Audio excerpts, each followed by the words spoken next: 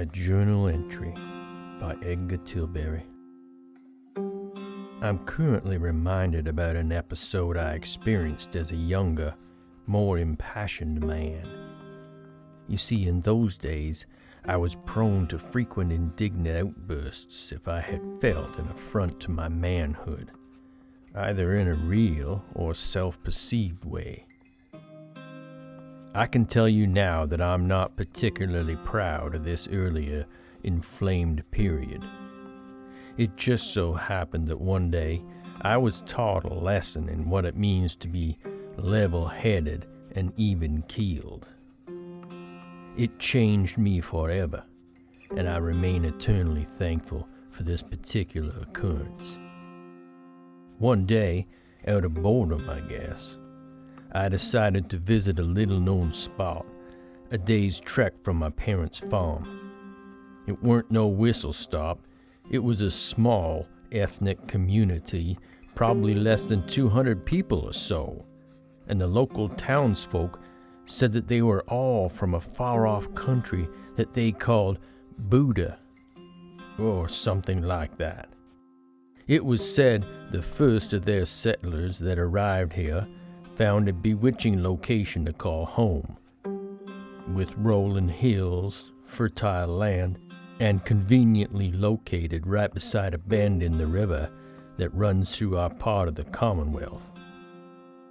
The local people in our borough never did find any reason to go and visit them, partly due to their ignorance and fear, I guess, of the culture, and partly due to the timely length of the trip.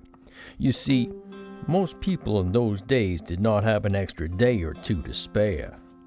Anyways, I decided to go see what the back fence talk in our town was all about, and if all the rampant speculation was accurate.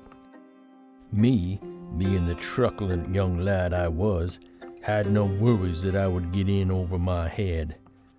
So one day, I packed a few items and headed towards their neck of the woods, following the river, as it were. After a long ride, I eventually arrived, and the group that I chanced upon came as advertised. A bustling yet limited colony of smallish brown people. And even though I stood out amongst them, they paid me no attention at all, going about their particular ways like I didn't even exist. Eventually, I came across a few children who were playing a game of sorts, throwing a ball betwixt themselves, excitedly yammering on to each other. While I was looking around, one of these young'uns decided to throw the ball towards me, and in the process, hit me squarely in the noggin, knocking my hat off and causing me some real embarrassment. Well, I did not take this well and started cussing out the child, and the only other adult person I saw in the vicinity. They only silently stared back at me with bemused smiles, which only tended to enrage me even more. Well, I charged towards the adult of the group and flung obscenities towards this man, vowing to take him down a notch if he kept that stupid smile on his face any longer. This did not seem to affect him in the least, so I regrettably took a hard swing at the man.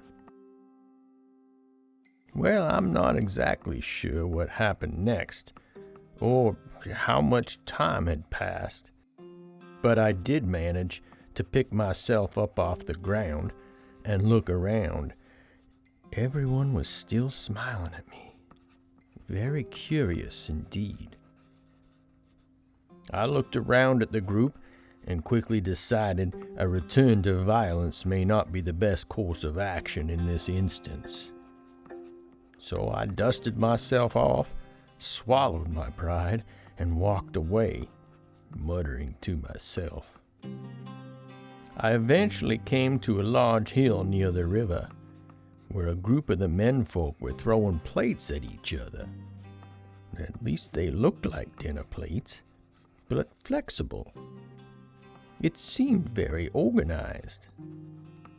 There was a group at the bottom of the hill and another group at the top, and they took turns throwing the dinner plates at each other.